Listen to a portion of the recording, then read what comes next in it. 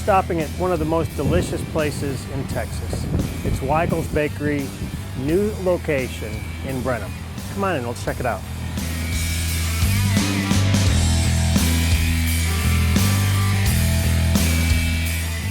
Hey Nick. Hey Mike, how are you? I'm doing great. Good. Man, it not only looks good, but it smells good. Yeah, it's a bakery, it's supposed to. Well, it's fantastic. Thanks for inviting me today. Thanks for coming. We're going to have some fun. We're going to talk a little bit about Weikel's history, and we're going to eat some kolaches, I think. Oh yeah. Hey, you got some time? Let's go sit down.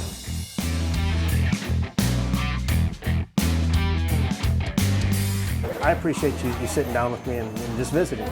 If you would, give me a little background. You know, where did Weikel's come from? Where did they start? And Sure.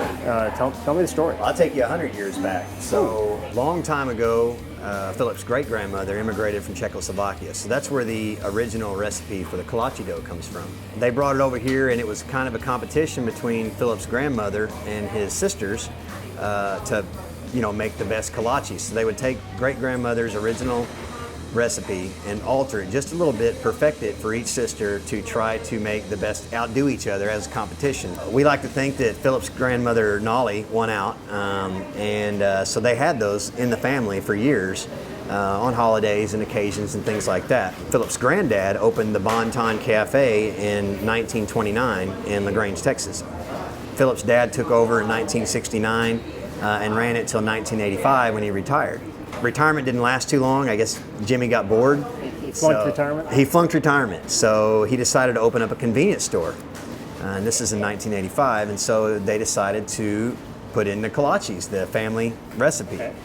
And they did that. In 1985, they opened the Weikels out there, and it just took off. They did a great business. About 6 years ago, they opened a giant location in LaGrange.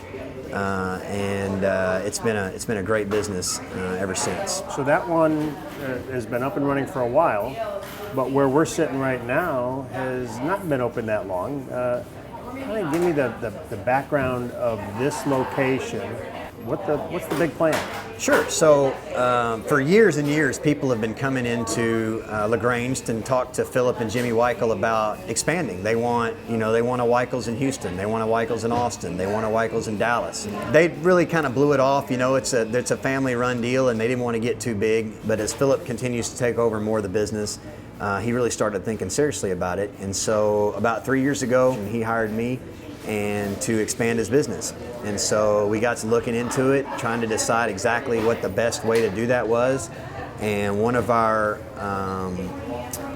core requirements was that we had to be attached to convenience. He didn't want to open another full-scale convenience store / bakery / gift shop like he's got in LaGrange. He just wanted to do the bakery. And so we wanted to be on a major thoroughfare with high foot traffic, high visual, and so we found a partner here in Brenham. Location, check. Partner, check. That's right. Opportunity, check. That's right.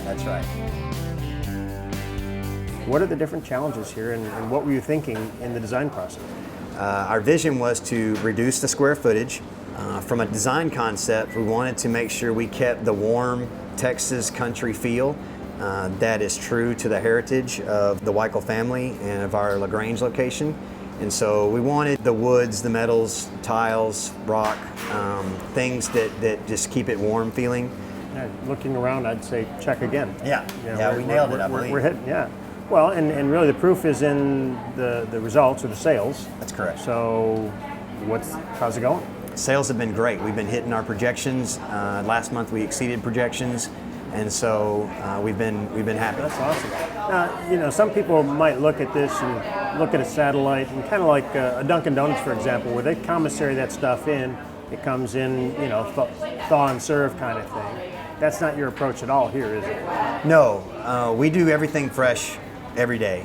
So everything in that case is fresh here. Everything in that location is fresh. The location actually runs 24 hours, even though the retail space is only open for 14. So let's kind of get a little bit granular here and go back of the house where we're at and just describe the process that you go through every day to make some of the best kolaches I've ever had. Sure. So what we do first is about 6 o'clock in the afternoon or in the evening, 6 or 7 o'clock. Our bakers will come in. The first thing we got to do is make dough. Okay. And so they will grab the ingredients they need out of our storeroom, and they'll come in here. This is our dough room. Okay. And so we come in here to our dough room. We have our big 80-quart mixer in here, and we'll make 110-pound batches of dough at a time. Okay. It takes about 45 minutes to make a batch of dough. Okay. Once that's done, they will put it in some bowls to proof up.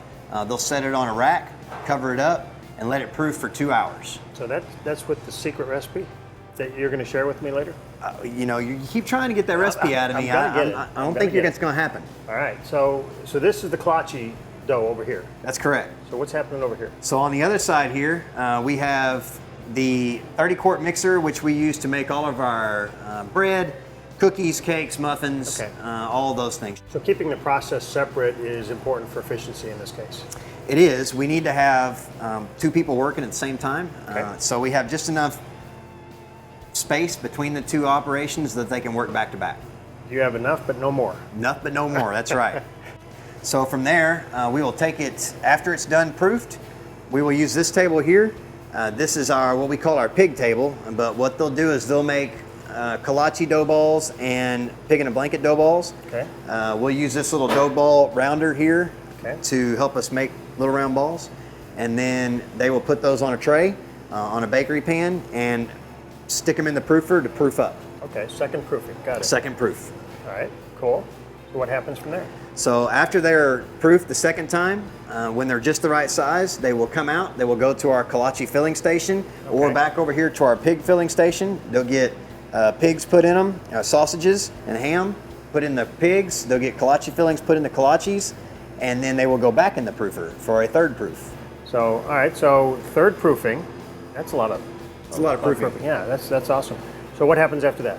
And then it comes out when it's just proofed just right. It will go in the ovens, and we'll bake it off for, I'm not telling you what temperature. Oh, come on. And it will be done relatively short amount of time and come out, and we keep that oven humming until everything's baked off. Cool. All right, so from there it goes directly out to... Goes to retail. Okay, Yeah. so there's no in between, it doesn't sit, it's not reheated or reconstituted, it's fresh, ready to go. It will go into the retail racks where they will sell it straight out of the bakery cases, or we'll take some and 6-pack it up for grab and go, and we'll put it in a bag that's got a barcode. We'll stick it on out in the aisle for people to grab if they're in a hurry, and it's made fresh every day. Where do you go from here? I mean, is this a one and done? We hope not. So the whole idea was for us to expand into many locations, and this is our pilot. So we decided to open up this company-owned unit to figure everything out. We wanted to make sure that we understand the business as it operates that way before we start partnering up with other people, so we know exactly how the business is going to perform and how it works and how to get customers, so that we have good material to share with any potential partner in the future. That's cool. I really only have one final question, just between you and me. No one's listening. No one's going to know. Yeah, no one's listening. What's the secret recipe? Just tell me the secret ingredient. See, I just can't share that with you. It's a family secret. Just whisper it in the ear. No one's listening. Go ahead. I just can't do it. Oh man.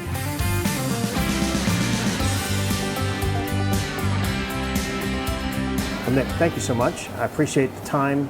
I love the story, and I know it's just the beginning of the story. Even though, as you said, it's a 100-year story, it's just the beginning. What great opportunities.